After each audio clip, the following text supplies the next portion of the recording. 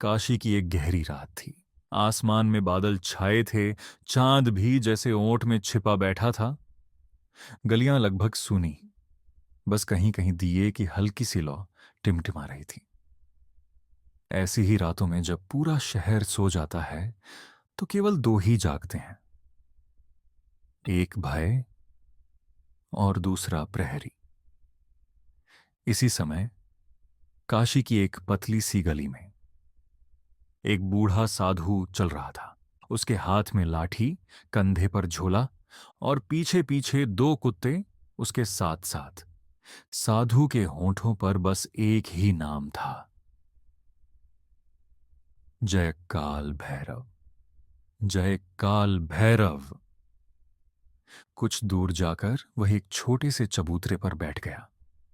चबूतरे के पीछे दीवार में एक प्राचीन सा भैरव मंदिर था, अंदर उग्र रूप में विराजमान भगवान काल भैरव की मूर्ति। और बाहर दरवाजे पर चुपचाप बैठे दो कुत्ते, मानो वे स्वयं द्वारपाल हों। इसी बीच एक युवक वहां से गुजरा। वह थोड़ा आधुनिक सोच का था, कायों की तरह मन में कई सवाल लिए घूमता रहता था। उसने साधु को प्रणाम तो किया, पर भीतर का संशय पूछे बिना न रह सका। बाबा, एक बात समझ नहीं आती। भगवान तो हंस, गरुड़, सिंह, नंदी जैसे दिव्य वाहनों पर सवार होते हैं, पर हमारे काल भैरव बाबा, वे तो कुत्ते पर सवार बताए जाते हैं। कुत्ता तो बस गली मोहल्ले में भटकने वाला जानवर है ना, फिर भगवान का वाहन कैसे बना? साधु मुस्कुराया। उसने अपने पास बैठे कुत्ते के सिर पर हाथ फेरा। कुत्ते ने प्यार से उसकी तरफ देखा, पूंछ हल्का सा हिलाई और फिर वही स्थिर प्रहरी बनकर बैठ गया।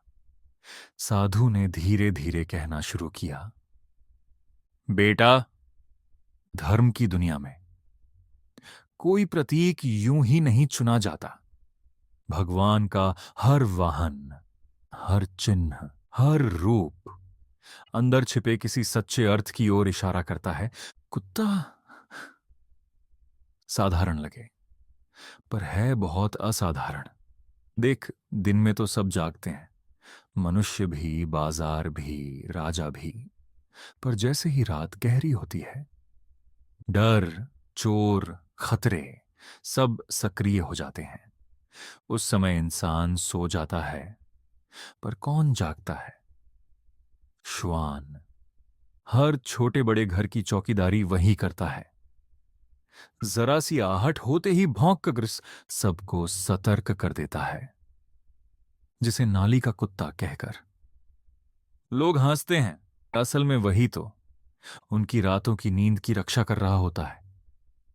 युवा ध्यान से सुनने लगा। साधु आगे बोला, उषा, भगवान काल भैरव केवल दिन में पूजा के पात्र नहीं हैं, वे तो विशेष रूप से रात्रि के रक्षक हैं। अंधेरा गहराता है तो डर भी गहरा होता है, बाहर का भी और भीतर का भी। इसलिए भैरव का वाहन श्वान होना कोई संयोग नहीं, वह संकेत है कि जैसे कुत्ता रात भर जागकर अपने मालिक की रक्षा करता है, वैसे ही काल भैरव अपने भक्तों की रक्षा करते हैं, बाहरी शत्रुओं से भी और अदृश्य खतरों से भी।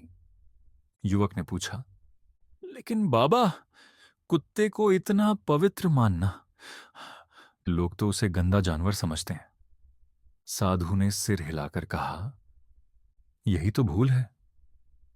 जो प्राणी वफादारी की पराकाष्ठा हो, जो अपने मालिक के लिए जान दे दे, जो भूखा रहे पर रक्षा का कर्तव्य न छोड़े, क्या वह पवित्र हो सकता है? कुत्ता कभी अपने मालिक से बहस नहीं करता, उसे तर्क वितर्क नहीं करता, वह बस चुपचाप उसके साथ चलता है, उसके पास बैठता है, खतरा आते ही सबसे पहले सामने आ जाता है। इसीलिए शास्त्रों में कहा गया, कि कुत्ता भैरव का गण है, उनके परिवार का अंग है। और जो कुत्ते को दया से देखते हैं, उन्हें भोजन कराते हैं, उनसे बैर नहीं, प्रेम का रिश्ता रखते हैं, उन पर काल भैरव की विशेष कृपा रहती है। युवक के मन में एक पुरानी घटना कौंध गई। जब वह बच्चे के रूप में एक पिल्ले को पत्थर मारने जा रहा था और उसकी मां ने डांट कर कहा था, मत मार, यह भैरव बाबा का कुत्ता हो सकता है। तब वह बात मजाक लगी थी। आज वही वाक्य नए अर्थ के साथ लौट आया। साधु ने आगे कहा, देख बेटा, कुत्ता केवल वफादारी का प्रतीक नहीं, वह जागरूकता का प्रतीक भी है। जब हम आलस, भूल चूक, लापरवाही में डूब जाते हैं, समय, कर्तव्य, धर्म सब भूल जाते हैं, तब अंदर का प्रहरी सो जाता है। काल भैरव की उपासना उस अंदर के कुत्ते को जगाती है। मतलब वो भीतर का हिस्सा जो हर पल हमें चेतावनी देता है, ये गलत है, ये ठीक नहीं, ये राह ठीक है, ये आदमी भरोसेमंद नहीं। बहुत बार हम उस आवाज को अनदेखा कर देते हैं और बाद में पछताते हैं। पहले ही महसूस हो रहा था, पर मैंने सुना नहीं। भैरव का श्वान वाहन इसी अंतःप्रहरी का प्रतीक है। युवक ने उत्सुकतावश पूछा, तो क्या इसीलिए कहते हैं कि कुत्ते को रोटी खिलाना भैरव पूजा का हिस्सा है? साधु मुस्कुराया, बिल्कुल, यह कोई अंधविश्वास नहीं। जब तुम भैरव के वाहन को, उनके गण को, उनके प्रहरी को अपने हाथ से भोजन कराते हो, तो तुम अंदर ही अंदर दो काम कर रहे होते हो। एक, दया और सेवा से अपने अहंकार को नरम बना रहे होते हो। दो, भैरव से यह कह रहे होते हो, प्रभु, जैसे मैं इनके भोजन का ध्यान रखता हूं, वैसे आप मेरे जीवन रक्षक प्रणालियों का ध्यान रखना, मेरे अंतर्मन के प्रहरी को जगाए रखना। कई साधक तो जब किसी नए काम की शुरुआत करते हैं या किसी भय से मुक्त होना चाहते हैं, तो भैरव मंदिर के बाहर कुत्तों को रोटी, दूध या जो भी संभव हो, हर संभव दया से खिलाते हैं। इससे केवल पुण्य ही नहीं, एक आशीर्वाद जैसा आत्मविश्वास भी मिलता है, मीना, कि मेरा पहरा लगा हुआ है। आसपास बैठे कुत्ते शांत थे, पर उनकी आंखों में चमक बढ़ती जा रही थी, जैसे वे भी इस संवाद को समझ रहे हों।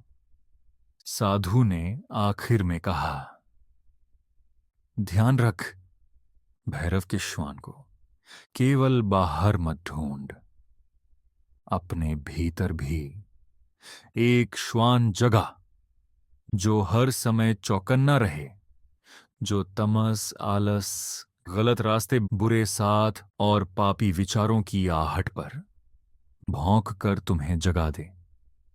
जब बाहर का श्वान भैरव का वाहन बन जाता है और अंदर का श्वान तुम्हारे विवेक का प्रहरी बन जाता है, तब समझ लेना कि काल भैरव की कृपा तुम पर उतर आई है।